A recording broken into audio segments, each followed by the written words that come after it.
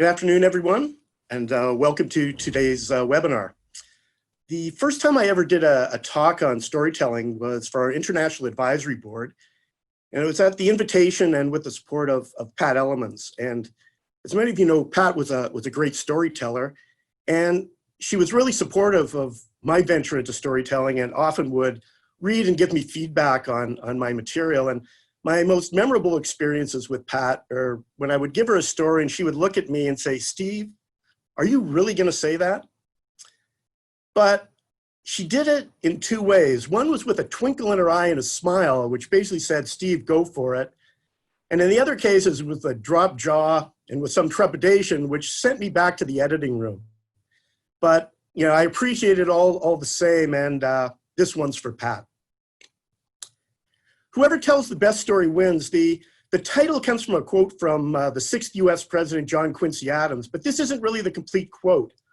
The complete quote is, "Whoever tells the best story in the courtroom wins." And as all of you know, and many of you have presented on storytelling, presented stories, that storytelling occurs across all contexts. It could be business, education, politics, religion. And in any case, I would make the argument that whoever tells the best story indeed wins. In today's webinar, to get you engaged and involved, what I'm going to do is ask a number of questions. What I'd like you to do is use the chat room. And after I ask the question, please just go into the chat room and type in a phrase or a few words reflecting your answer. And we're going to get off to a quick start on that. With respect to whoever tells the best story wins, please choose a context and just briefly answer the following question. What might whoever tells the best story actually win? And so choose your context and then identify what you think they would win. I'm not going to respond to to the responses that you make, but it will help you stay engaged, and it should make for a more interesting webinar. Now, this curve, often known as the forgetting curve, should make you a little bit nervous. Because what it really says is pretty soon after you tell someone or give a lecture or a presentation, pretty soon thereafter, or almost concurrently, people are forgetting what you said. And again, that's pretty scary. What's even more interesting is that this isn't a sign of weakness, it's actually a sign of strength. And what's happening is that our brain, through evolutionary processes, has been trained to only retain that information which is most critical to our survival.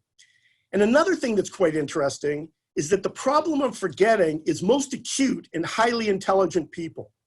Now, I only have one data point to share with you on that, but as many of you know, Sudhir is an incredibly engaging storyteller, except for the part where he forgets most of the details of the story. In a Seinfeldian sense, the details really are the story.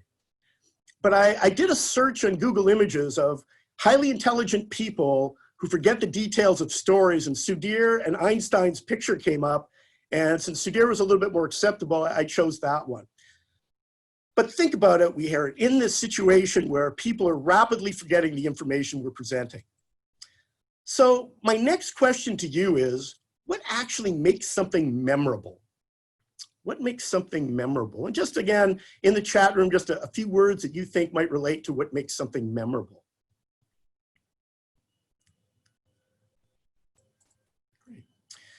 Sometimes the greatest insights come from poets. And I think Maya Angelou's commentary that what we remember is how people made us feel is quite compelling. And one of the most interesting research projects I've ever seen was a study of Alzheimer's patients. And they found that some Alzheimer's patients will completely forget who their loved one is, but they will still remember how that individual made them feel. It talks about the power and speaks to the power of emotion and the connection between emotion and memory. And, people found that stories are in fact maybe 22 times more memorable than just plain facts. And it really all has to do with how the brain processes information. And to the brain, emotion is something that tends to stick. It's something that triggers in our memory much more than facts and other related types of information. So stories create these sticky memories, and the stories lead to an emotional connection, and those two combined make them more memorable. So if you see the connective tissue, Storytelling generates emotion, and emotion leads to action.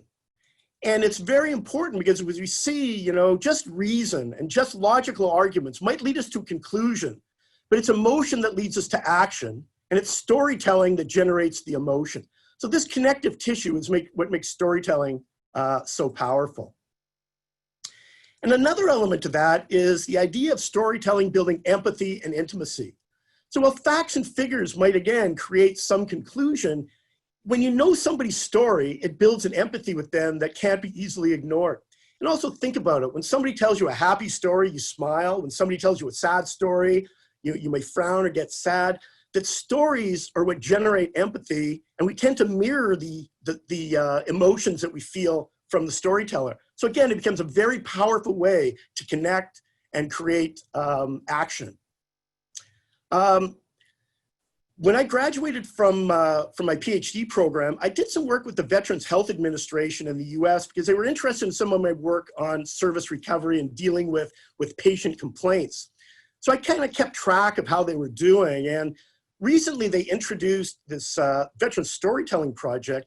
What's fascinating about that is they capture stories from the patients, and they post those stories on the patient's door. People who are providing healthcare to those patients read those stories, and it's changed dramatically the nature of the relationship between the caregivers and the patient, and even led to better health outcomes. So again, knowing someone's story generates empathy and intimacy in a way that facts and figures and data can't really do. Now, I became obsessed with this idea of people forgetting and needing to make things memorable. So to help me out, my colleague Jay-Z, who in the picture is on my right, she came up with this idea that, hey, Steve, what we should do is take the most important lesson and have a design competition and then have the students and the faculty get the tattoo on their arms. It worked amazingly well, but we did realize at some point that the tattoos become expensive, but also you start to run out of real estate with which to tattoo people. So this led me back to storytelling, even though I was kind of sold for a while on the tattoos. Now, we are living in the age of distraction, and this does not surprise any of you. I am incredibly easily distracted. 30 years ago, when I was on the job market for my first academic position, I interviewed at Queen's University. And I was doing my research presentation, and I'm staring out in the crowd, and I'm working on it. And the person in the third row, this professor, he was grading papers. And he looked like he was incredibly efficient at doing this. So I'm doing my research presentation, but I got distracted to the extent that I couldn't help but try to keep track of how many papers he'd actually graded. And as you might imagine, it's not a surprise that I'm currently not at Queen's University. But fortunately for me, I'm here at UVic. But again, this issue of distraction is something we all live with. And in classroom, I find it incredibly challenging when I notice that students are distracted. And this probably for me is the single biggest reason that I've gravitated towards using a lot more stories in the classroom.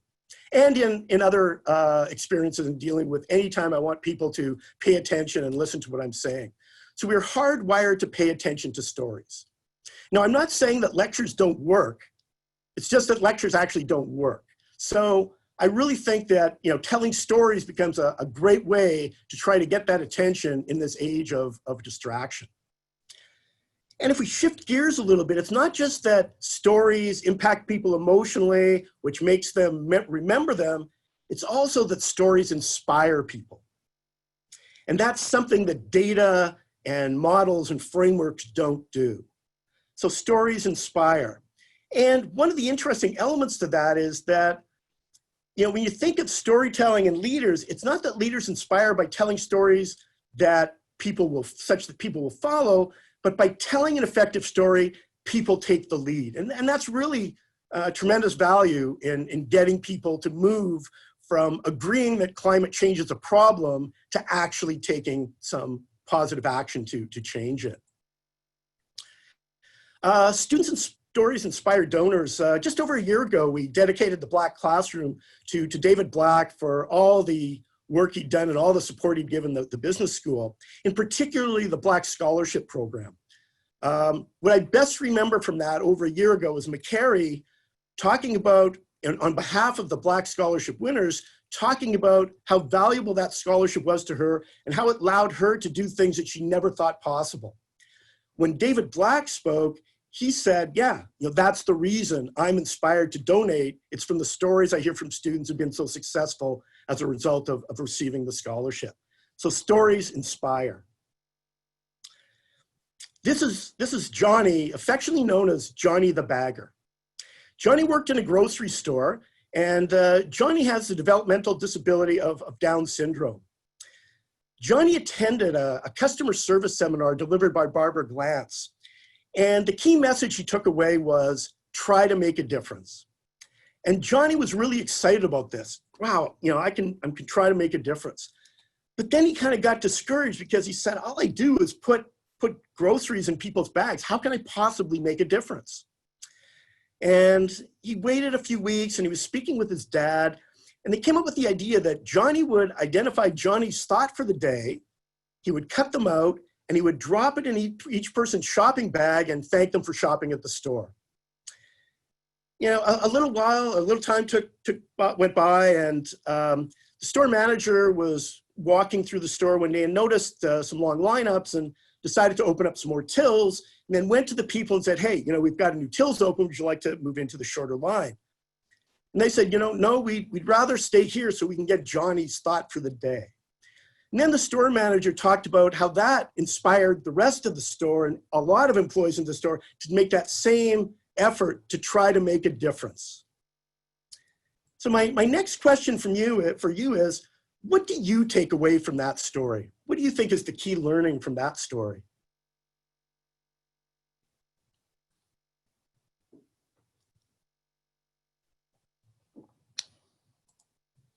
Well, in service management, one of the things we talk about is the power of one, and how one person can make a huge difference no matter what the job or what the role is. And I've tried to make that point. I've tried to figure out how can I make a logical argument based on research talking about one person making a difference, but I can't match Johnny's story. I can't match Johnny's story.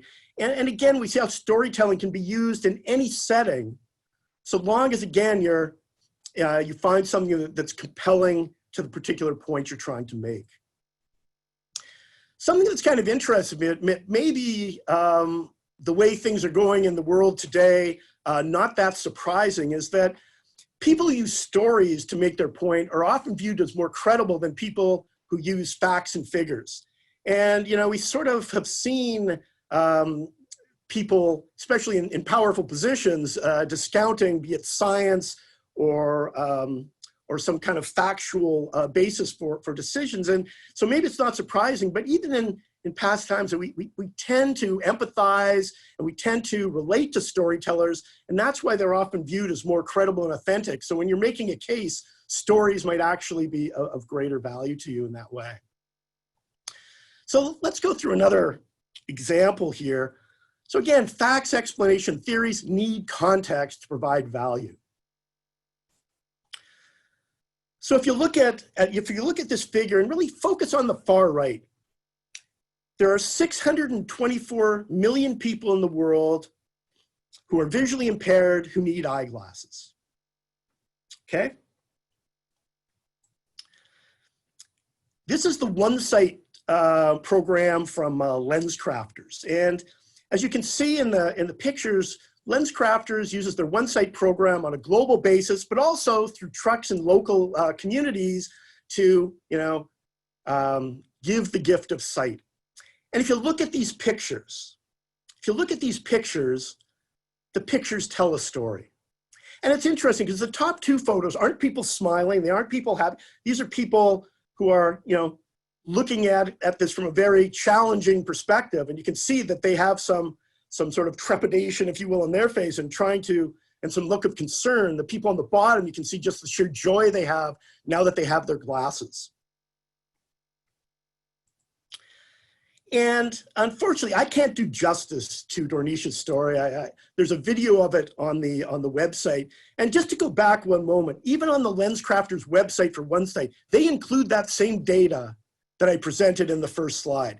So it's not that they're just relying on stories, but they're using the stories to provide the context.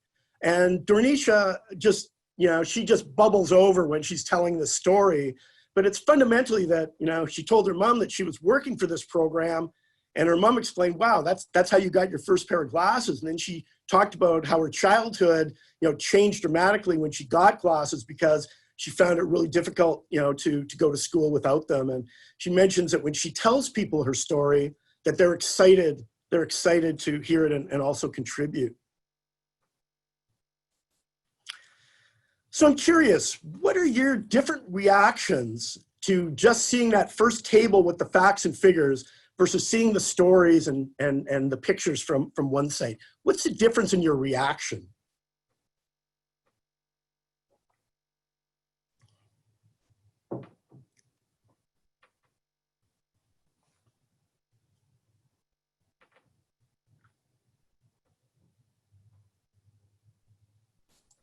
Great. I'd like to talk a little bit about what I call my journey to gratitude. So I teach customer experience management. And in customer experience management, we often look at satisfaction or delight, or did you check a box that says, I would recommend the firm, as kind of the goal of the organization.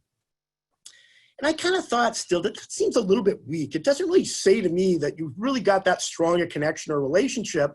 So I started reading through articles about gratitude and how maybe if customers are grateful for what you do for them, that might be a stronger relationship and a stronger connection. And as I dug deeper into gratitude at a more philosophical level, I decided to take up the practice that every day when I wake up in the morning, I identify what I'm grateful for. And I found that just puts a really different perspective on how I start the day, and I found it to be very personally beneficial. So a couple years ago, Professor Z. Liu asked me to speak to his class about storytelling. And I said, you know what, I'll speak about storytelling, but I want to bring in this stuff on gratitude because I think it's really powerful. So I go to his class and I start to talk about gratitude, and I'm giving this economics logic, I'm giving all sorts of facts and figures about how gratitude can impact you and impact your organization. And this is kind of the response I got. So I had people who, I'm looking at the class and there's people like banging on their watches, like their watch might be broken and kind of listening, is it still working? What was more disconcerting though, was people who didn't have watches were just like banging on their wrist and thinking that maybe that will help them out. So I was struggling. I was struggling badly at this point in time, but I think I'll bring out the heavy arguments. I'm not going to leave anything on the table. I'm going to explain to them the key to happiness. That didn't work at all either. And just a quick aside, I'd like to thank Dave Thomas for lending me his grade school class photo for this particular slide. But anyway, this happiness thing wasn't working. I'm looking into the class and it's just a vacant faces, and I'm really struggling. Then Malcolm, who's sitting in the front row, puts up his hand and he says, Professor, last semester, I had a co-op job at a bicycle store.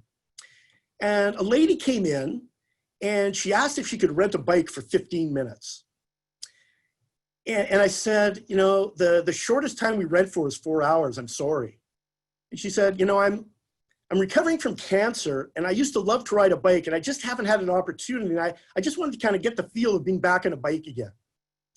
He says, well, hey, why don't you come into the back? I'll set you up and I'll give you the helmet and you ride the bike and I'll run beside you. So she rode, he ran. And for 15 minutes, she rode hard and he ran hard. At the end of it, she got off the bike and looked at him and said, I am so grateful for you giving me this opportunity. Then Malcolm kind of turned and looked back at the class and everybody was leaning in.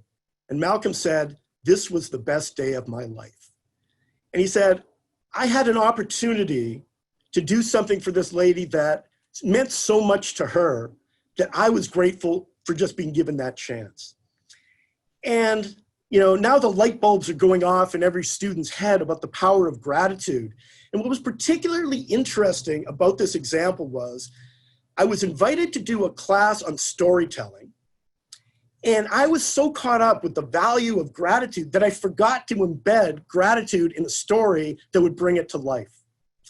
The second thing that I learned from this experience was every time I've done a talk on storytelling, the best stories have always come from the audience. So it's quite interesting. What I'd like to do here is give anyone who would like to take the opportunity, and it's up to you, to take 20 seconds, just identify today what you're grateful for. And again, just if you wish to participate, please go ahead and do so. You don't have to write it down if you don't, just to yourself.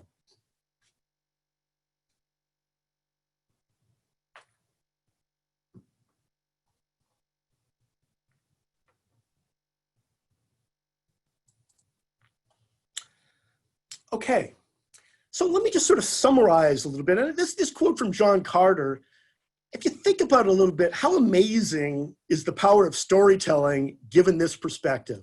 We learn best and change from stories that strike a chord within us. Because at an individual level, at an organizational level, at a societal level, learning and change are really, what drive us to a better life.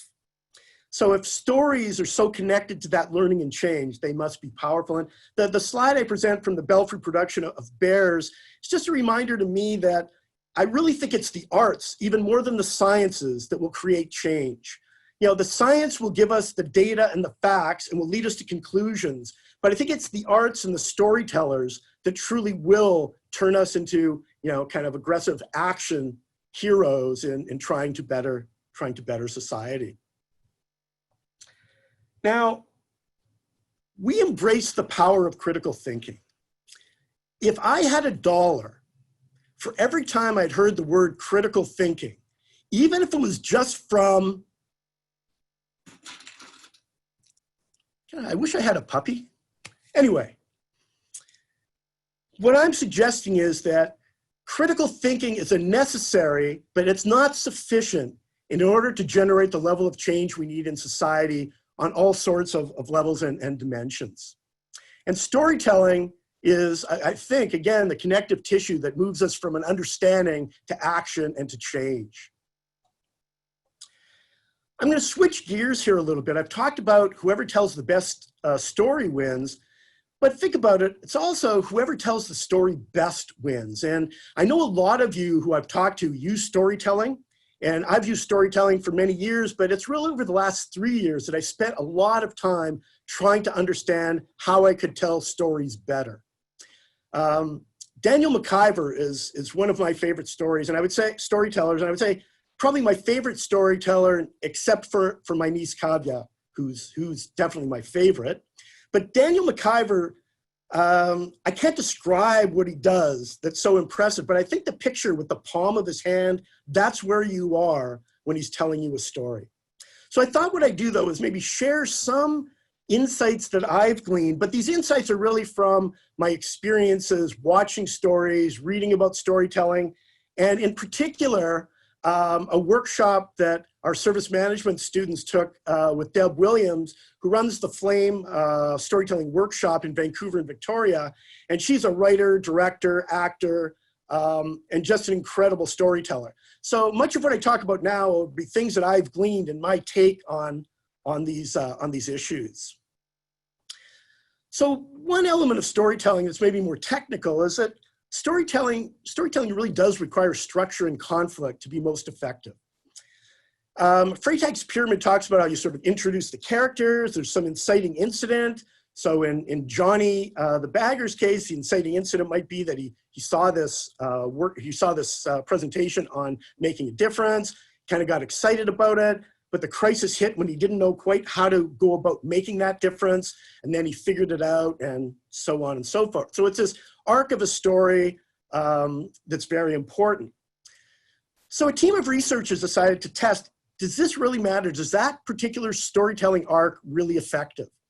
And what they did was they got a hold of Super Bowl ads from one year, and before they were run, they rated all the Super Bowl ads on how effective they were in terms of telling the story through Freytag's pyramid.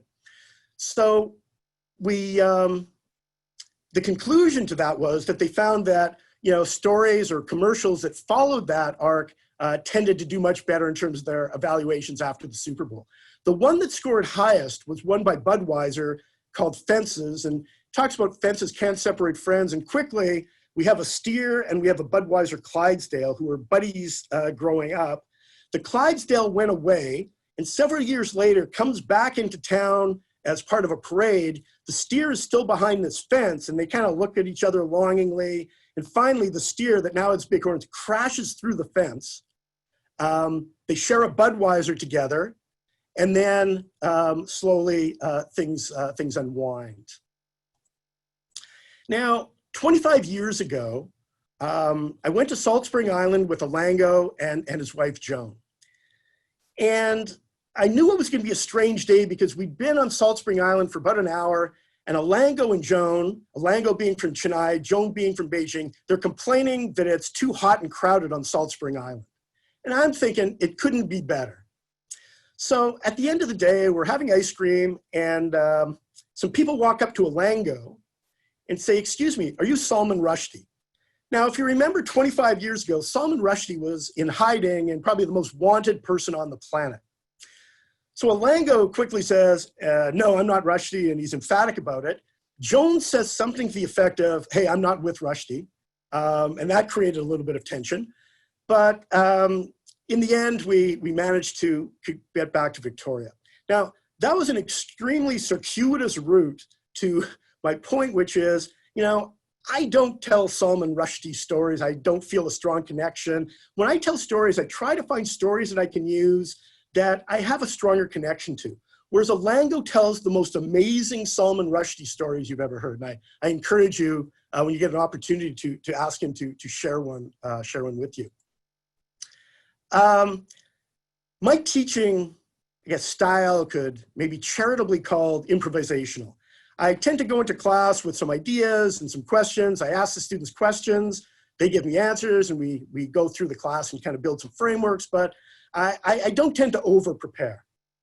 But I find with storytelling, I'm constantly changing each word, I'm moving things around, I'm adding, I'm subtracting, I'm constantly thinking about how I can make it better. And I refer to that as I go full Victorino in terms of my preparation.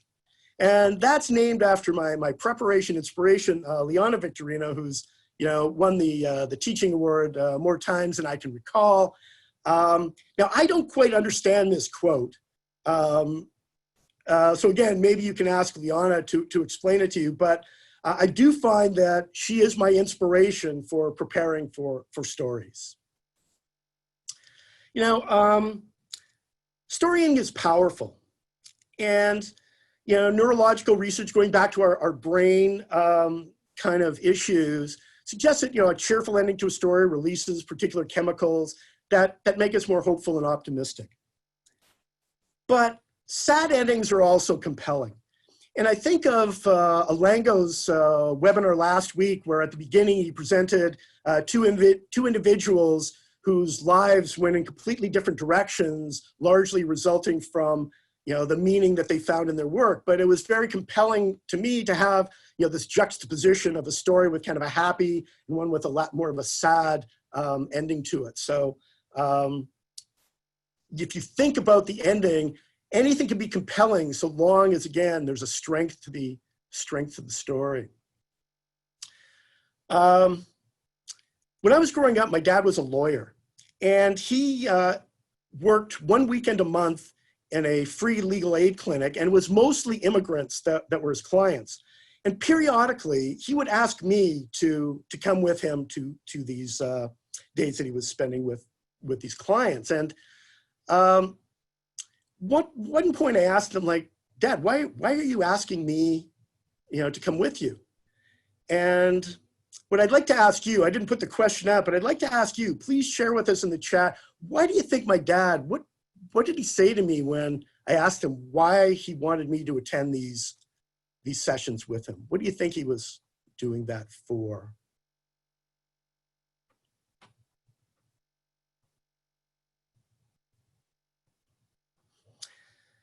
Okay, the answer is I don't know. I don't know because what he told me was, "Steve, you figure it out." And I would say 50 years later, that's been the single biggest impact on my teaching. And when I walk into the classroom, my core goal is to say, students, you figure it out. I will lay it out, but you figure it out. And it turns out that in storytelling, that's actually the lesson that we learn. So in our storytelling workshop with Deb Williams, I mean, she was dead set against having a moral to a story. The idea is that the work people put into understanding the story is more persuasive. If you're just telling people the lesson, it's soon forgotten. If they figure it out themselves, it becomes more valuable to them and more internalized. And I think that's why the lesson that my dad taught me 50 years ago, I remember it because I had to figure it out. Now, I am going to violate this, this principle, and I'm going to only do it once. I'm going to only do it once, and I'm going to do it for my 3 nieces who are watching today, Maya, Kavya, and Priyanka. And I'm going to give you this bit of information, what you should take away from today's webinar. And that is, if you ever forget to do something and your parents are upset because you forgot to do something they told you to do, just look at them and say, it's a sign of my higher intelligence. And by the way, just behind us, that's their artwork. And again, this idea of imagination being more important than knowledge, that it is the work to learn the lesson that's more valuable than just the knowledge and the lesson itself. So in conclusion, good stories surprise us. They make us think and feel. They stick in our minds and help us remember ideas and concepts in a way that a PowerPoint crammed with bar graphs never can. But importantly also, they inspire action. Okay, so hopefully you take something valuable away. And I know when I was signed up for the webinar, they said, Steve, could you send us the takeaways? And as I've just stated, what I believe is that you will take away what you can and what you might from what you saw, as opposed to me telling you what you should have learned or hopefully learned today. Okay. So with that, my portion of the discussion is over. Now, I know traditionally what happens is there's a Q&A, but something I've learned a long time ago is that I know I'm not the smartest person in the room. And even if the off chance I would speak to a room where I was, I'm certainly not smarter than the collective wisdom of the people in the room. So rather than asking me questions, what I would prefer is people share their insights, how they view stories, or what they found effective about stories, so that maybe we can learn something from members of the audience as well. I'm going to turn it over to Shannon, who will explain to you how you can participate and share your insights into the merits of storytelling. So Shannon? Yes, please just feel free to use the raise your hand tool. It should be at the bottom of your screen, and I will call on you to speak.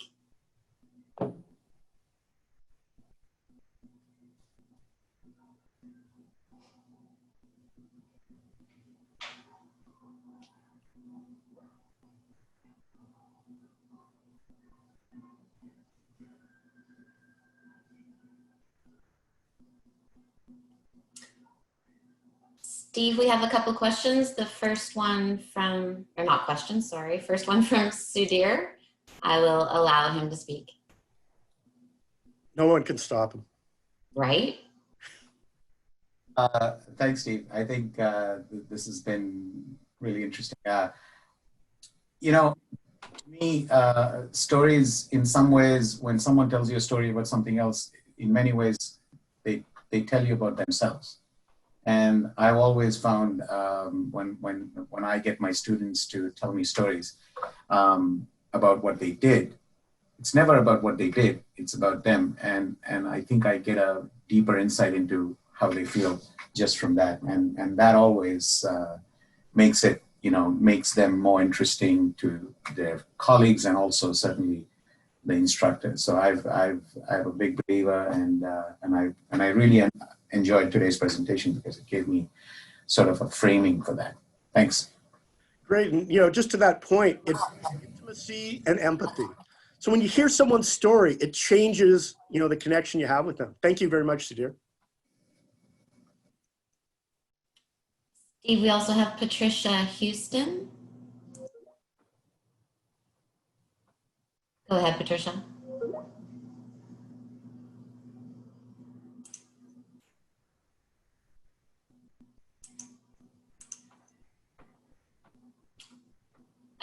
asked her to unmute. You may have a button asking you to unmute yourself.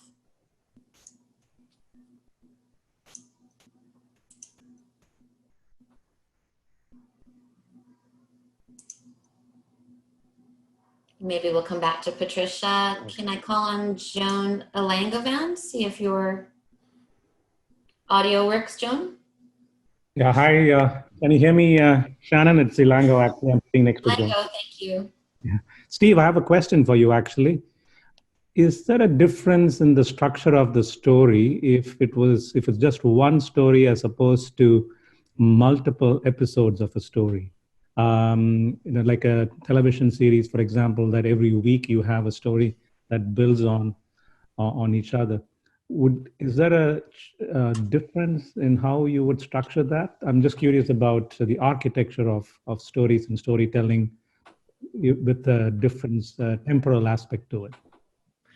Yeah, just, for example, a story can be 20 seconds or a story could be, like you say, several months. And I think a lot of it has to just do with, with stretching out the arc, or often, you'll have several stories going on at once where each story typically shares that storytelling arc, but you might have multiple stories going at the same time. But you could do a story that, one story that takes place over a long period of time. But even within that, like if it's a continuing series, you might have, different stories that take place within the context of the large story itself. So, I'll talk to you offline on that, but, you definitely want to have conflict, and you want to have some element of increasing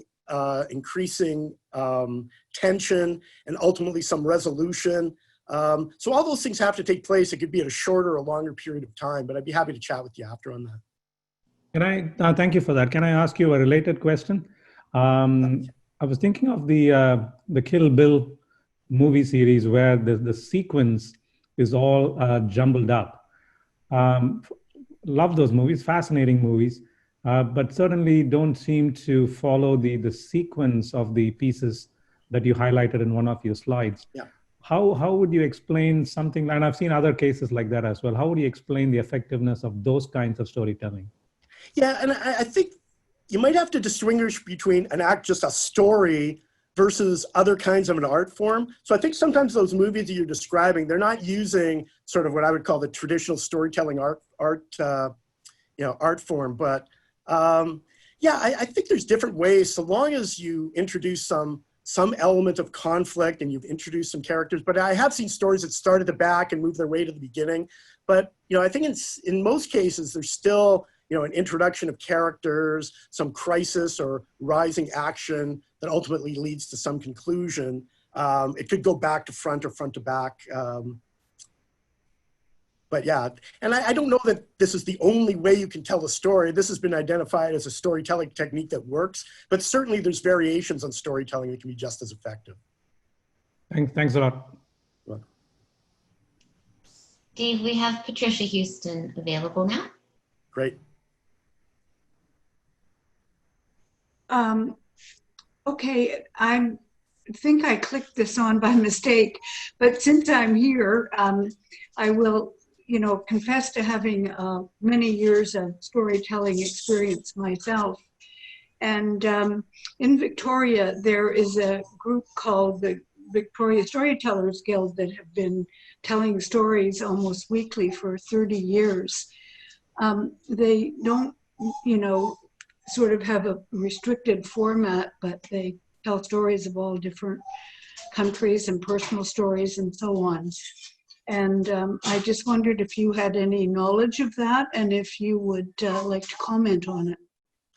Yeah, the typical story, like when you think of podcasts or the Flame event at the Belfry Theatre, typically these stories are stories that are true, they're about you, and they typically give you a relatively short time frame. So that's the only criteria for most storytelling events. Sometimes they'll give you a theme, like it could be dealing with crisis is the theme of this week's or this month's storytelling.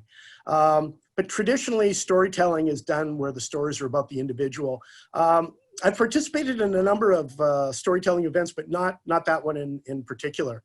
But it sounds exciting and fascinating. So I would encourage people, again, one of the points I wanted to make was that, you know, a lot of us tell stories, but really I found out in the last 3 years how challenging it is to really work through and tell a story as effectively as you would like. And so I really encourage people to do a storytelling workshop or get some coaching on storytelling if you're going to use it. It's really valuable just having people look at your stories. As I mentioned, I spend way more time when I'm trying to construct a story than I've ever done preparing for any other kind of professional event. Steve, you could encourage others to put their hands up at this point if you'd like. Please put your hand. Yeah, again, it would be really interesting just to hear how people have used storytelling effectively and their response. Great, I've got Michael King is available. Yeah, thank you. So one of the things that I was hoping to use my video, but I guess it's not available.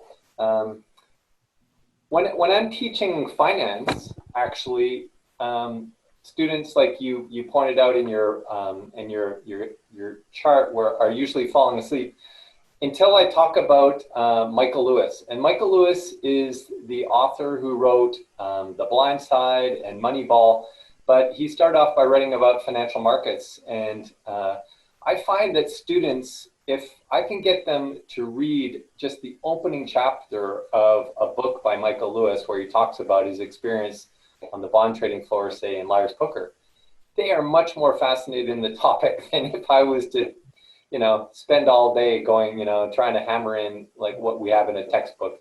I just find that, you know, my own experience is that people just love to hear the stories, even if it's about something as potentially boring as finance. Yeah, and again, it's not surprising. It's just how our brain works. Our brain is attracted to stories, not so much to facts and figures.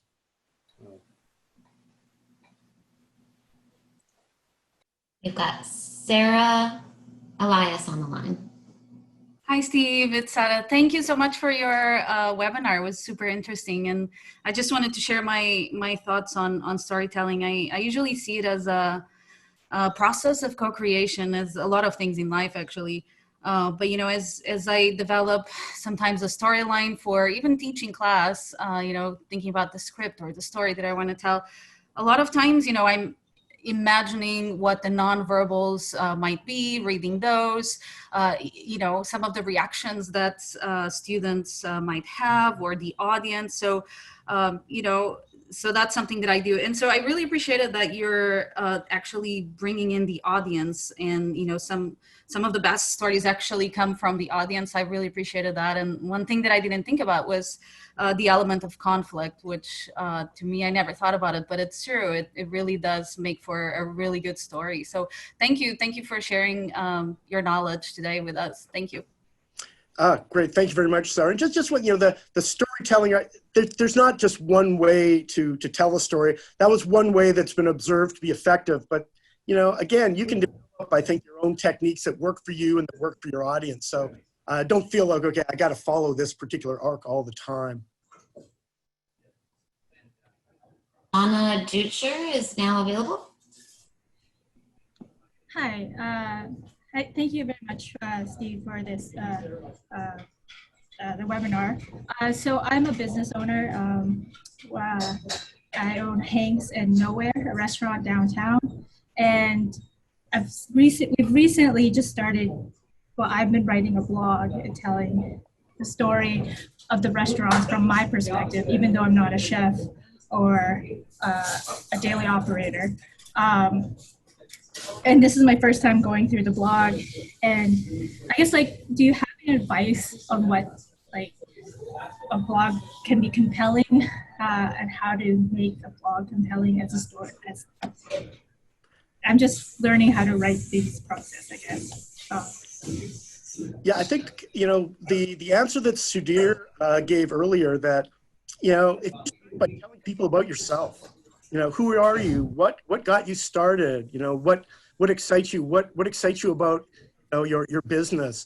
I think you want to build that intimacy right off the bat with people. And once people know who you are, that changes the relationship. So I always that's a good way to start. And even in your business, you know, having pictures, be it of you or your family, I mean, things that connect your customer and to your story, I think is really valuable.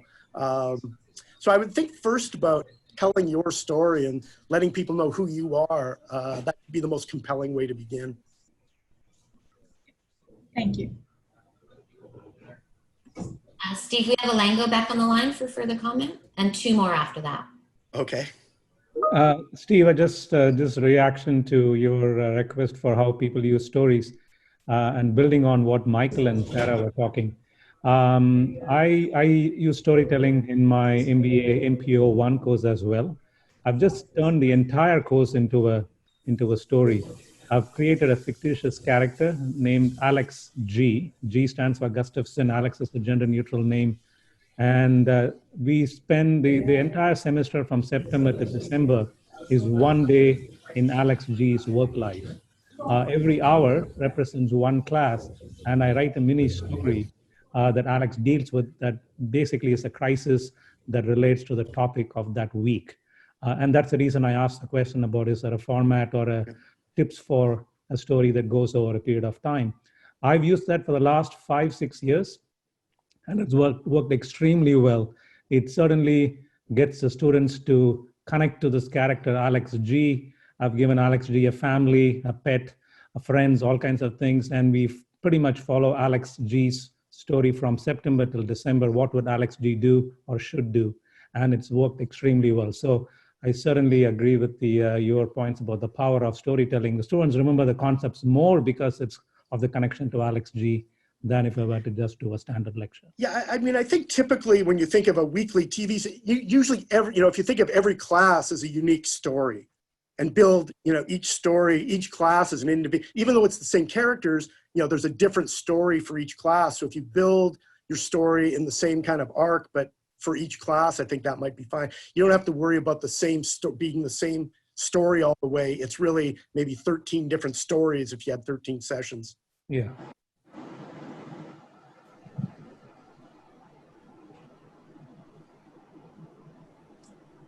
Thanks, Alango.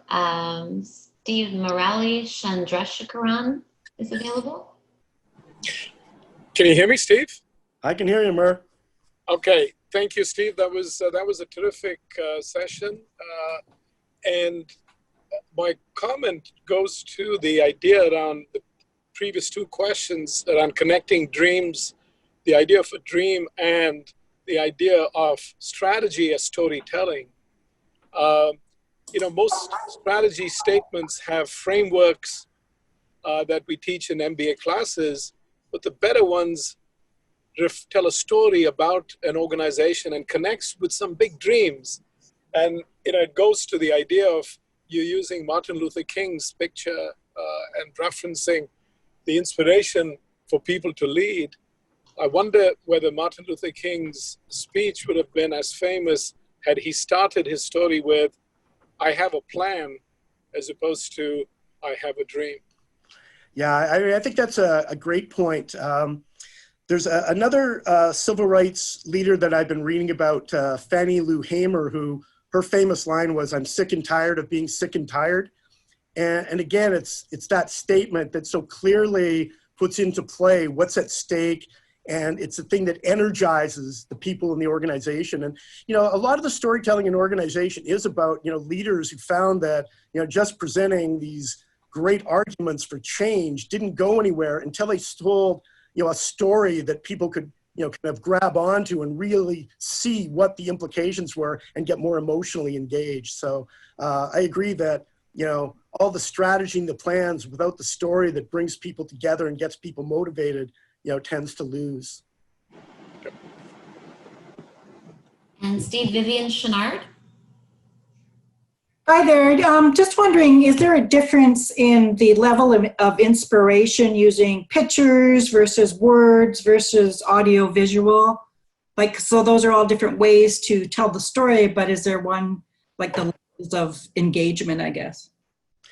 I honestly don't know the answer to that question. I think, there's no reason not to integrate. So if you look at like lens crafters, do a combination of people's stories, pictures, testimonials. They present the facts and figures. So I don't know that there's any particular reason to, only use one, but to think about how it can be compelling. I think the authenticity as well. One of the things that I really appreciate about the lens crafters is, I don't think they're playing with you emotionally. I mean, they're showing pictures of people who are getting help, but I think it's pretty realistic to the situation on the ground. It's not like they're bringing people into a studio and dressing them up nicely. It's they're going into the field and capturing people where they live, and I think it's authentic. And one thing I like about storytelling more than psychological tools that can be used more from a manipulative perspective, all the influence types of strategies, is that I think the storytelling is very transparent. Because even if you thought they were playing with your, it's right out in front of you. So that's what I like about storytelling. It's transparent. I think it hits you where it makes the most difference, but it isn't manipulative like a lot of the psychological tools that try to impact people are. Thanks. Abdul Malik Sheikh, available? Hi, everyone. Can you hear me? Okay. So I was wondering about the other side of the thing. Like, generally when I'm trying to make a decision, I'm looking for facts and I don't want people to tell me a story. And when I'm trying to persuade someone and trying to present a case and I want them to, analyze, so I am always wondering whether I should tell them a story or I should focus on the facts. So I was just wondering, is there a situation where you should not probably use this method of storytelling and focus more on facts, or, basically like situations where storytelling doesn't work kind of thing? Great. Abdul was one of our MBA students from a few years ago, and that was, I think, very, very good MBA question. I don't think so. Again, my point was that the two go hand in hand, that, the facts, if you will, are necessary. I mean, it's hard to convince someone without some explanation, but not sufficient. It's not sufficient really to get people inspired to action. So depending on what your goal is, if you just want to convince someone of your point, the facts are fine. People will accept the facts. But if you really want to get people to move and to engage and to take action, the story is generally what has a greater impact on them emotionally, and emotion is what connects to action. So I think you can make the case if that's what you're trying to do, but if you're trying to generate action, that's where the story comes into play.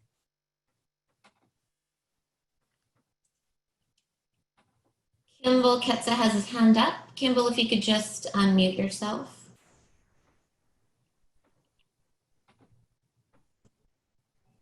How's that? Perfect. Perfect. Thanks, Steve. Really enjoyed your presentation, and I also want to comment that I saw you at the Belfry at the Flame earlier this year. That was wonderful.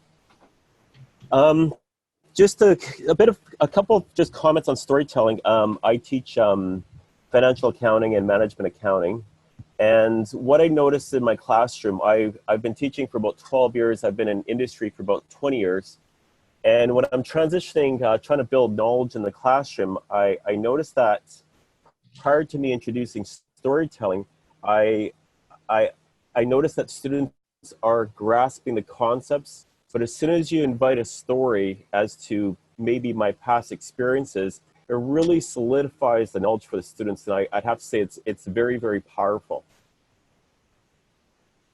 The one comment I do have for you, Steve, I have a bit of a question, maybe a question for the audience. I'm going to be teaching again in September, and I'm quite theatrical in the classroom where I move, and I have some props too. So my challenge is going to be what's going to happen online. So maybe what's the effectiveness of storytelling on an online platform?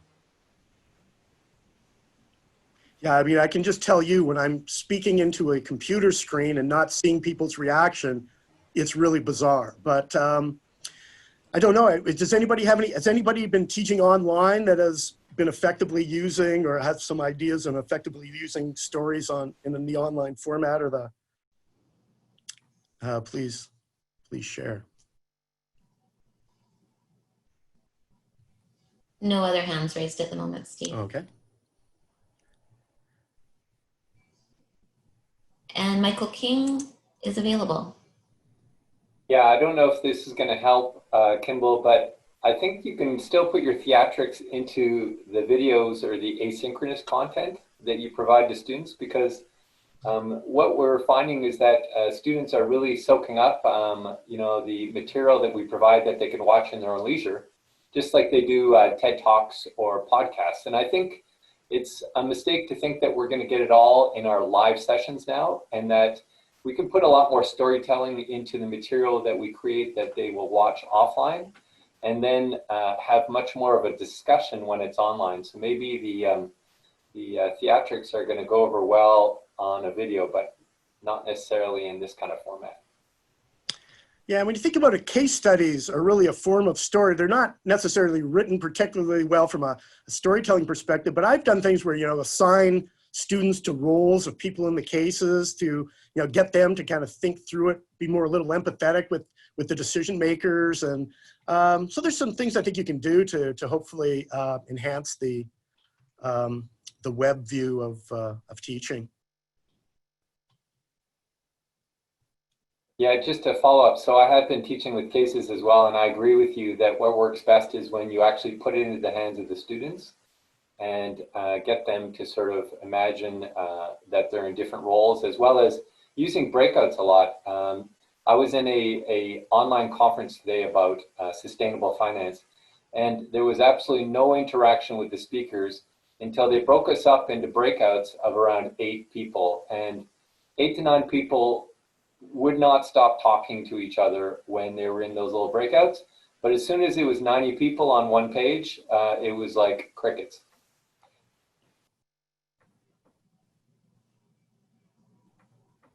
Great, thank you, Michael. That's it for questions at this time, Steve. Fantastic. Anyway, I'd like to you know, thank everyone for attending, and feel free to email me if you have any questions. Again, I'm at still a relatively early stage in my journey on trying to become a better storyteller, but I'm happy to share whatever insights I've gleaned so far. So thank you all very much.